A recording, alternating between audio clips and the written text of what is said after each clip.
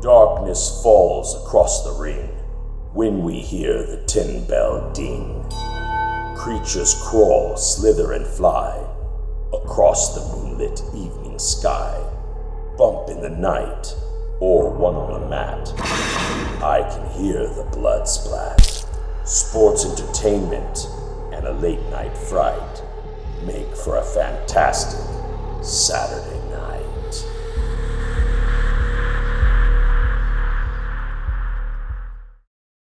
All right, everyone. My name is Paul Ponte. Welcome to the Wrestling Dead, and I am here to guide you on this ghostly ship with the none other than Michael Modest. How are we doing today? Good evening, everybody. I'm good, Paul. I'm excited about tonight's show, man. I can't wait to talk about this film. I've loved this film since I was probably like 16 was when I first discovered it. And almost every zombie, fan that I ever run across when I mention children shouldn't play with dead things, they're like, huh? Oh, I've heard of Night of the Living Dead. You're Dawn of the Dead, Day of the Dead, Return of the Living Dead. I heard all of them, but no one's ever heard of children shouldn't play with dead things. And it's a fantastic film. So I wasn't too familiar with it. When you told me about it, I had heard the name before, but I never actually watched the movie. And I was pleasantly surprised. I was a big fan of it. I gotta say. I started immediately telling people I know. I was like, oh, you gotta see this movie. Right? Yeah, and one of the things that I think is pretty cool about the film is it actually doesn't have a whole lot of gore. No. You kind of feel like it does because Orville, the dead body, he's there throughout the whole thing, and so it's kind of like there's a dead body the whole time.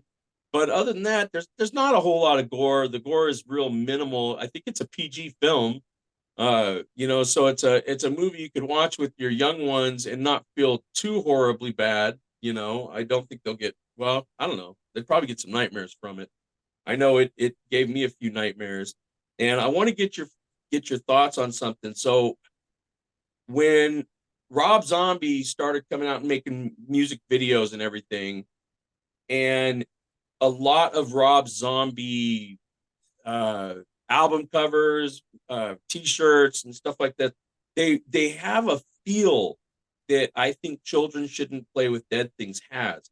It's got all of those, the spooky lantern, when the guy's walking through the graveyard with the spooky lantern and the fog and it's just the moon. It's just got all of those things that a good horror film should have. And I really feel like Rob Zombie must have seen this film because he kind of bites from it quite a bit, with kind of like his vibe. I don't know. I'm not saying he's copying the film. No, it's like Tarantino with, the homages to movies that he loves. He takes shots from them and does, it's like a pastiche, if you will.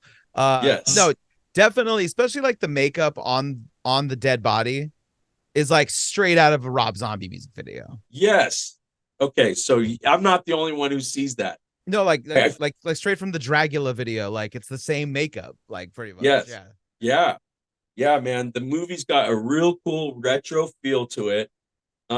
And I like some of the goofy stuff, like the character Jeff. Okay, first of all, his clothes. His clothes are the most fantastic thing I've ever seen from the 70s. I mean, and if you haven't seen this film, people, you've just got to, for no other reason but to see how to dress. You got to see Jeff and see the clothes he's wearing. It's just unbelievable. He's also the character that keeps saying the line, I peed my pants. One of the things I thought was really interesting about this movie too was the character Alan, who is, like in charge of everybody. First of all, he's a complete tool. Give me a moment. The magnitude of your simplitude overwhelms me. Right off the bat, you got to know he's a tool, right? And he literally kidnaps the groundskeeper, and they tie him up by a tree so that they can do this prank on their friends, you know. So he commits kidnapping, and I'm sure they had to assault him in some way to get him tied up. So he commits kidnapping and assault, all in the name of good fun. You know, I thought that was kind of bizarre.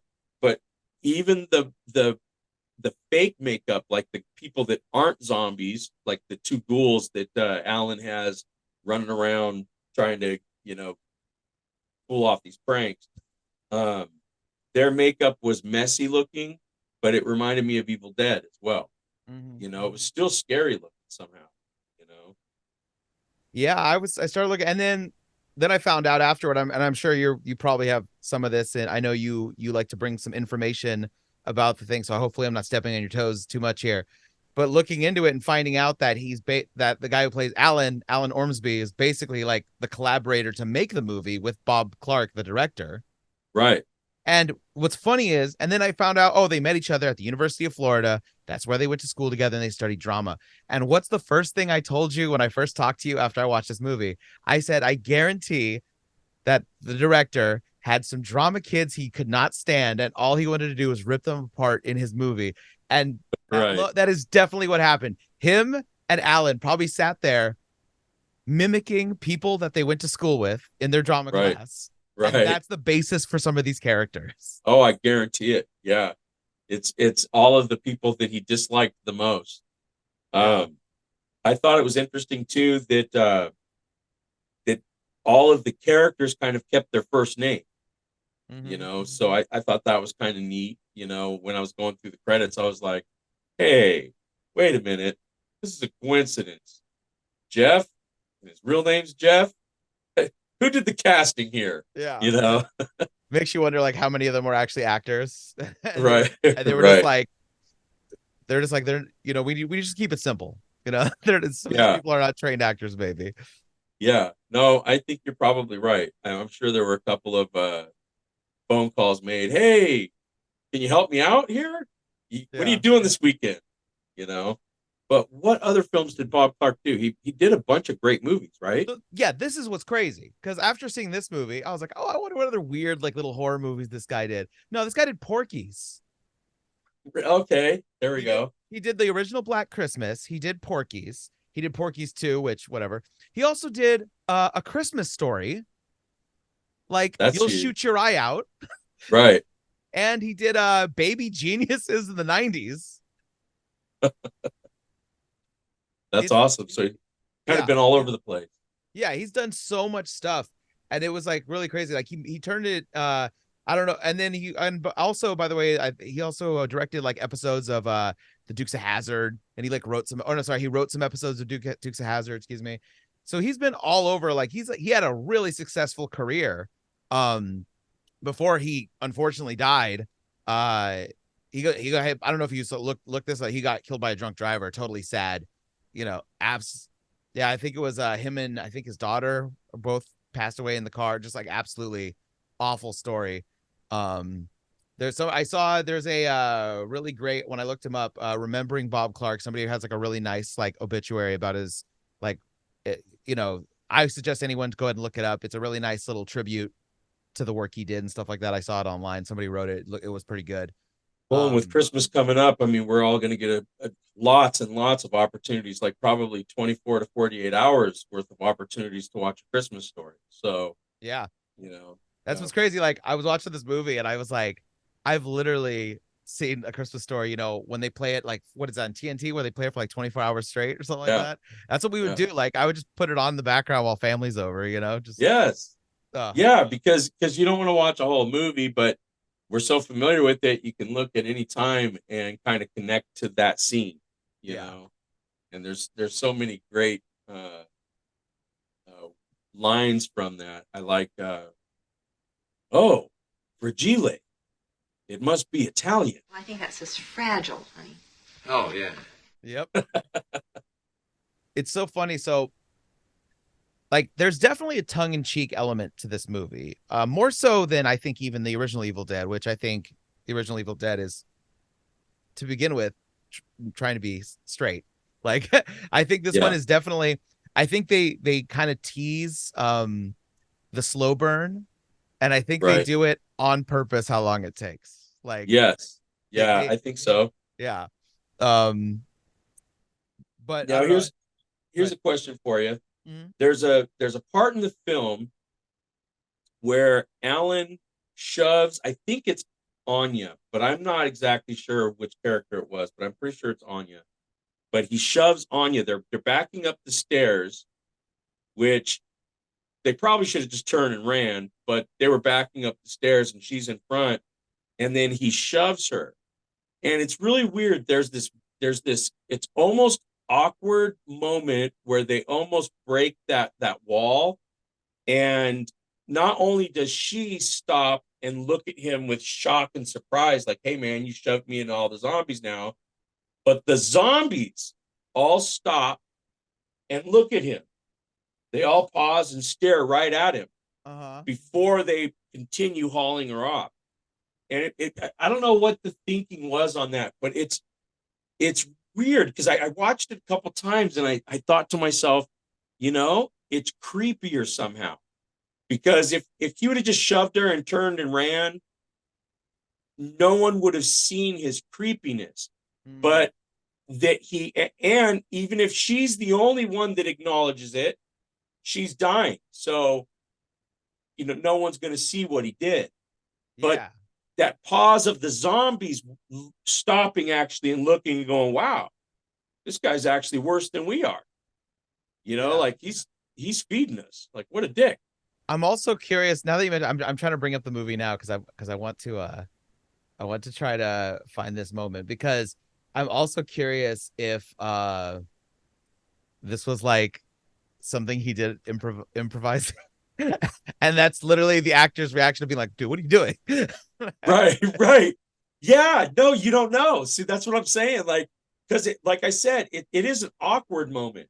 It doesn't, it kind of plays that way to where it breaks that wall, like, oh, that wasn't kind of supposed to happen. Everyone just kind of stops and looks at Alan like, oh, what are you doing, man? And then they continue, boom, drag her off into the dark woods. I thought that was kind of another creepy element of it is that, a lot of horror films, you're going to see people tore apart by the zombies and they're going to bite them and this and that. For the most part in this movie, they drugged them away off into the darkness and all you heard were screams, you know. Yeah. Um, there was also a really funny moment where Anya says they've got Orville and they're talking to Orville and stuff, and Anya says, I wonder what he's thinking. I just thought, well, he's dead. So there's that. Well, it's like because right before this is the 60s, and it's like they're making fun of like the drama kids, some like very hippie, like Right. all that good Yeah. stuff. Okay, I got the scene pulled up, and so I'm watching. They're lifting up at him, and then he turns and he shoves her. Yeah, they all. Okay, yeah, I don't think it's improv. I think that's definitely like, but yeah, all the zombies like they're holding her, and they just look up at him Yeah. Everyone looks at him like, hey, like wow. like is this dude serious? Like, Yeah, you're even a bigger dick than even we thought you could be, yeah, you know, you orange pirate. bastard, devil worshiper. He's got his I also want to say when Alan draws the pentagram with, the whole pentagram, I don't think it's Alan that draws it. I think the person that draws it is a fantastic artist because, I mean, you got to watch this. I mean, this person hits that pentagram like perfectly. It's like on the money, man. No second try, no retrace, no, oh, let me go back over my lines. No, the whole thing is like so damn perfect. So I was wondering, like, I mean, this is obviously either someone who is adapt, they're adept to drawing pentagrams, or maybe they've studied it before they did the thing. But I don't know. I wonder if it's one of those things they did on one take because they just show the guy just like, boom, And it's I don't even know how to begin it, but it's pretty fantastic. It's like totally on the money. Yeah, I also found out Alan the real person, Alan, the real Alan. He's also, I guess, a makeup artist. So I'm wondering, he probably did most of the makeup for this movie, I would assume. You would assume. You would think so. Yeah. Yeah, fantastic movie, man. If you haven't seen it and you're a zombie fan at all, you like zombie horror films, you have to see Children Shouldn't Play with Dead. If you like B horror movies where like the schlock is kicked up and Yeah. people are just dressing and acting audaciously throughout the entire movie, and just Yeah. to the point where some of them you're kind of like, you know, it's the best kind when some of the characters like, I can't wait to see this guy get eaten. Like just Yeah. please, Right. someone. Yes. Yeah, just absolutely phenomenal. I thought it was great. Highly recommend. Children Shouldn't Play with Dead Things. I peed my pants. I'm Michael Cariglio, and I hope you're enjoying The Wrestling Dead. You know, death seldomly comes invited. Should the unthinkable happen to you, will your family be taken care of? For information about life insurance or a career in financial services, please contact me at michaelcariglio@myyahoo.com.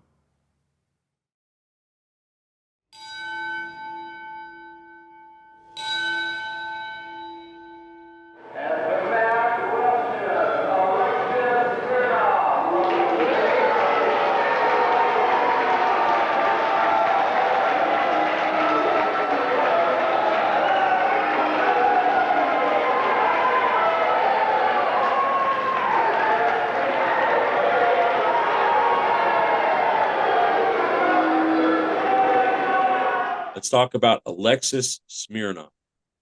Now, so I was blessed to have trained with Alexis several times. He, got in the ring with me and worked with me, and I was friends with him for many, many years.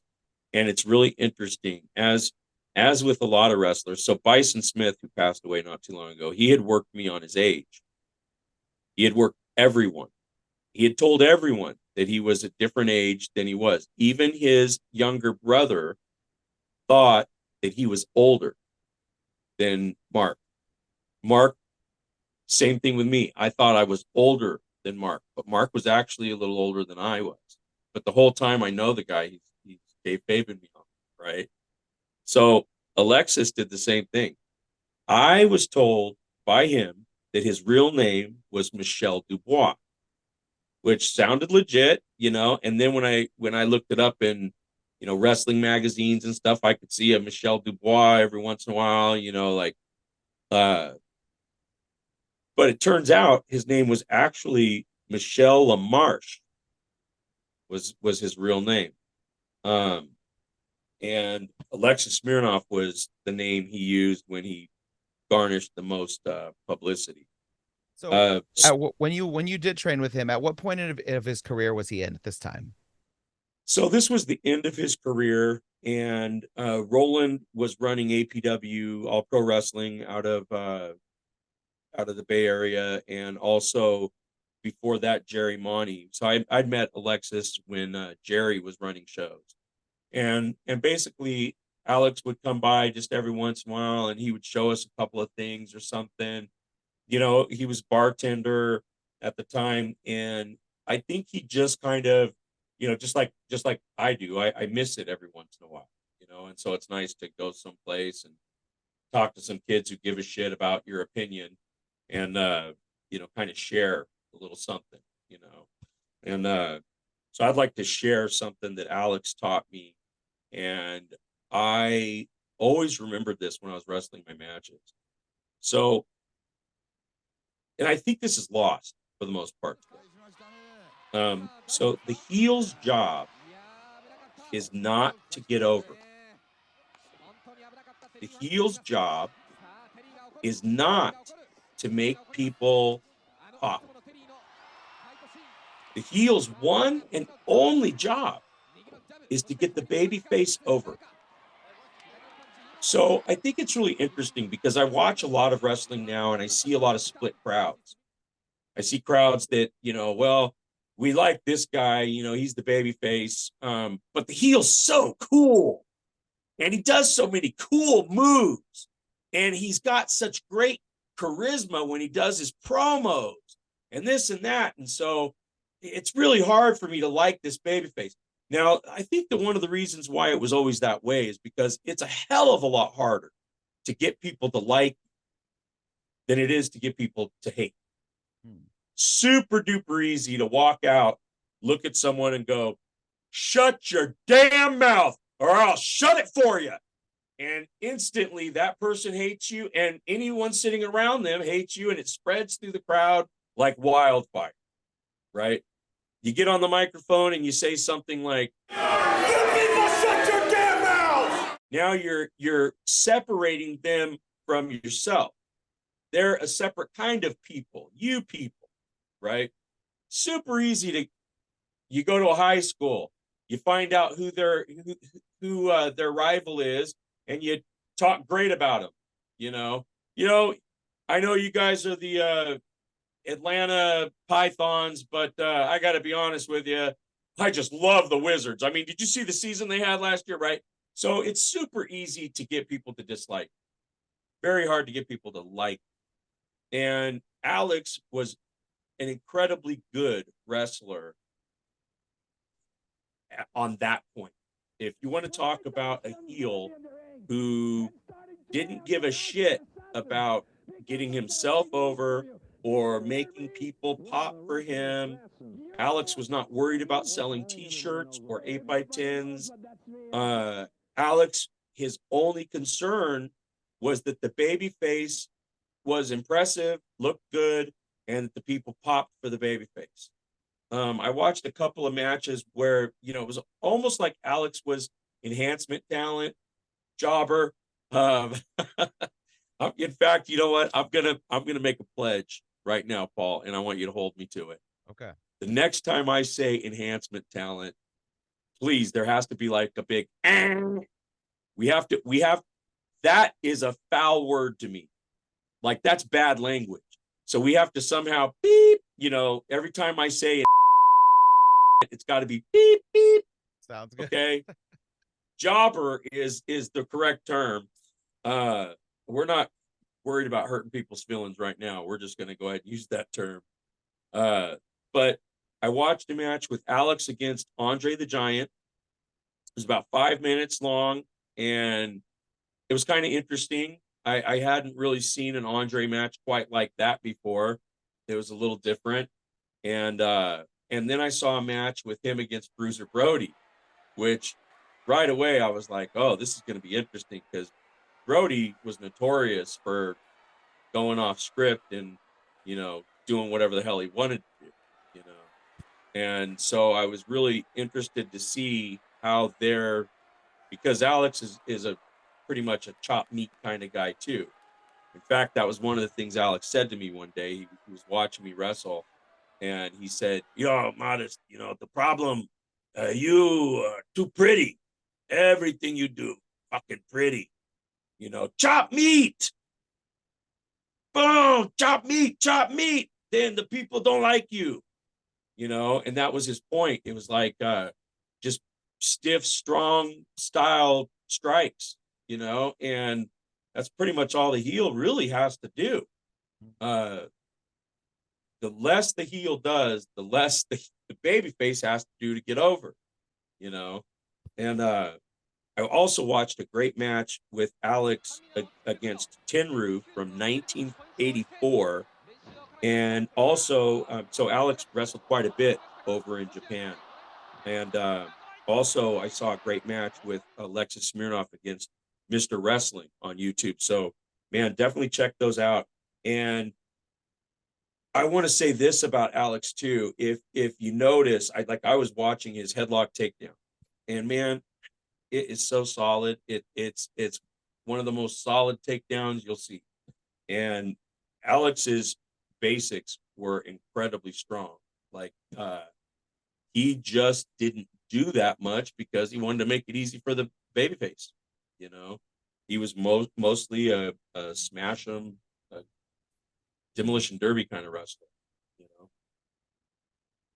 But I was blessed to know him and blessed to have gotten some feedback from him.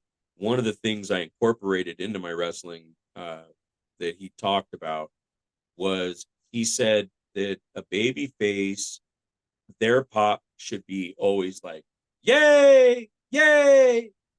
A heel's pop should always be, oh, oh. And that's basically a false comeback. Babyface is fighting back, hits the ropes, and people are coming up, and heel charges him with a knee. Boom. And it ain't pretty. It's blunt force trauma, and or a clothesline is another good one. That's what I always use. You know, babyface making a little. I got him a chin lock. He gets up, gives me a couple elbows, hits the ropes. I'm coming back with that clothesline because it's brutal. There's nothing pretty about it.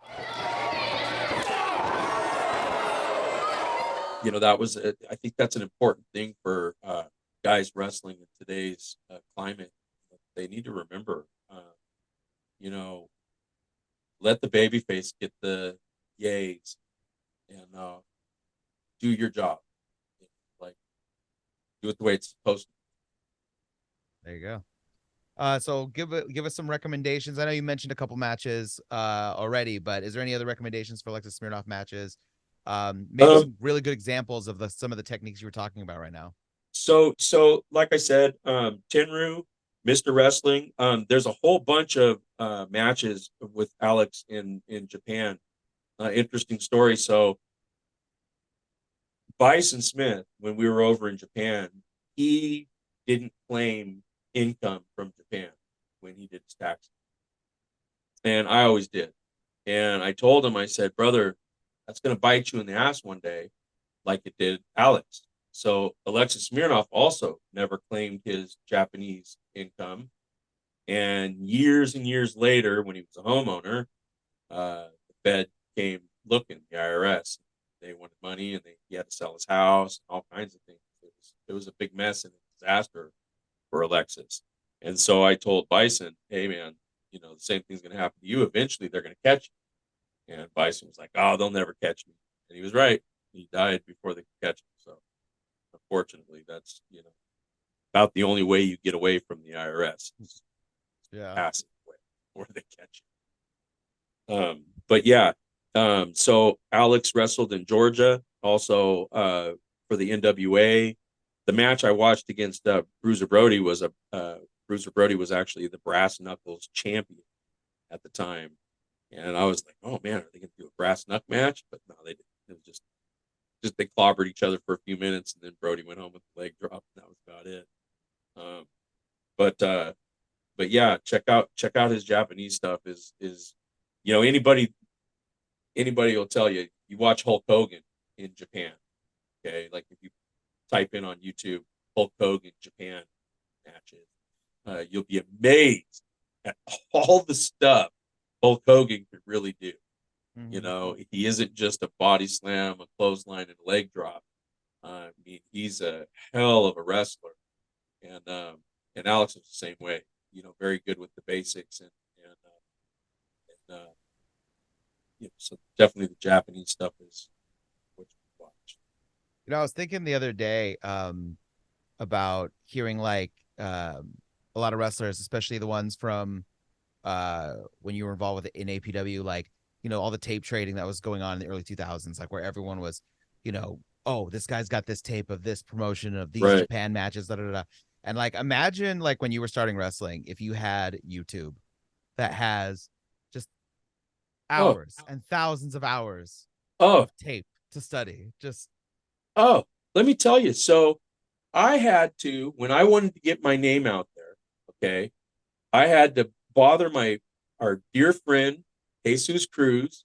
Thank God they made me like a highlight tape with a couple of matches on there, and they edited it with 2 VCRs by like rewinding, and then I don't know exactly what they did, but it was really time consuming and difficult, but they did it. And then once that was done, I had to take that and duplicate it like 20 times, find addresses for all the different wrestling companies or promoters, knowing that half of those addresses probably aren't good anymore, and or the tape still won't get to the right person.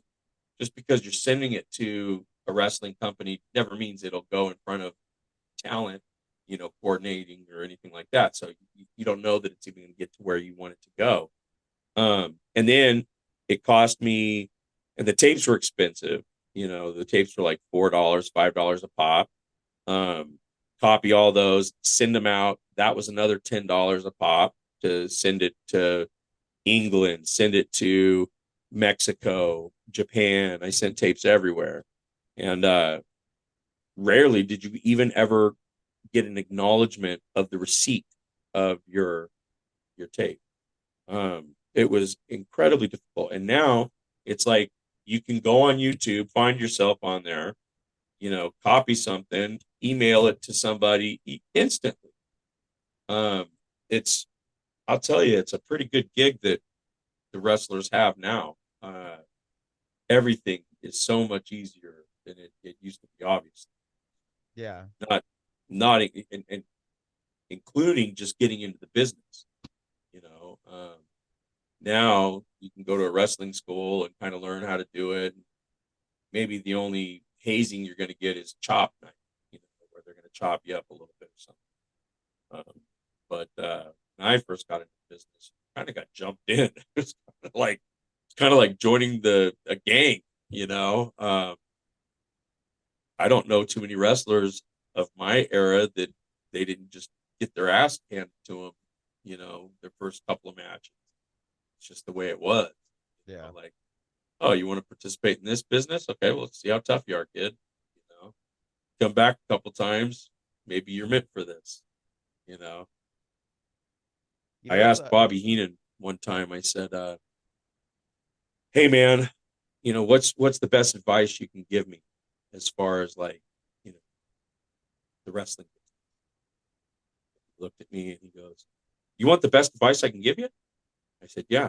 He goes, get the fuck out of it. Run away.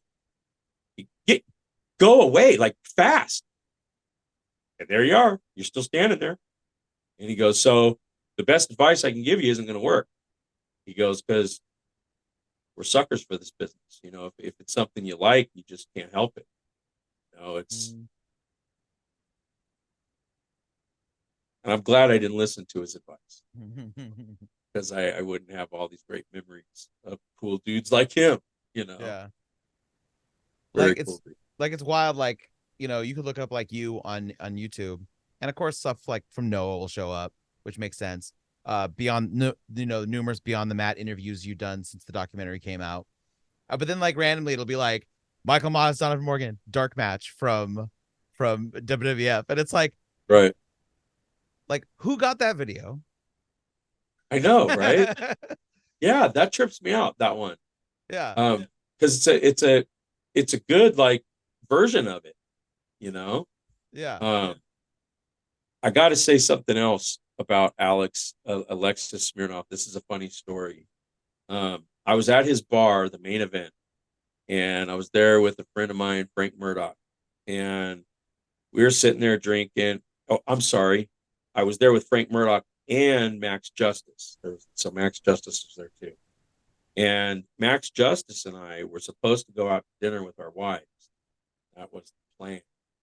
And we headed over to the Main Event for one beer. You know how that works, man. One is just like an unknown number at bars. Yeah. When you get there and you say, I'm going to have one, no one seems to know what the fuck that means. So an hour and a half later, me and Mike are feeling pretty toasty, and I get a phone call. And Alex can hear my wife yelling at me. The bar's full, and there's music's on too. The jukebox was playing. And Alex can still hear my wife screaming, and I kind of put the phone away from my ear, and I was just listening to her go. And then I was like, okay, honey, all right. Yeah, we're on our way right now. Okay, I'm really, really sorry. So I hang up, and I go, hey, Alex, I need my bill. He hands a drink in front of me. And I said, oh no, Alex, I don't need another drink. I need my bill. And he says, Mike, listen, your wife, she is fucking pissed. I said, yeah, she is, man. She's real pissed. Okay, so this is the thing. If you leave now, your wife is going to be pissed. If you leave in 1/2 hour, your wife is going to be pissed. If you leave in 2 hours, your wife is going to be pissed. So this is the thing. No matter what you do, your wife is going to be pissed. The only question is, do you want to be drunk when she is pissed? Or do you want to be sober listening to her scream at you when she is pissed? And I was like, oh, it made perfect sense at the time. So I had another couple of drinks, and then we got there and they had left. The two wives had left to a Mexican restaurant and went and had food. And me and Max Justice, we knew we were in deep shit. So we ordered some pizza. And before the pizza got there, I wandered outside to the lake and was throwing up in the lake. And then my wife got back and she came and sat by a park bench, yelled at me while I was vomiting in the lake. And I just kept going, can't you see how sorry I am? I'm like, I've never been more sorry about anything. Can you just give me just a break? And I kept thinking, like, oh no, maybe Alex, I'd have been better off being a little more sober listening to this, other than like, because the throwing up and listening to it was double shitty. It sucked so bad. Like she's blah blah blah blah blah, and I'm like, oh, I know, I'm terrible. It was brutal. Oh man. Words of wisdom from Alex Yeah. Smirnoff.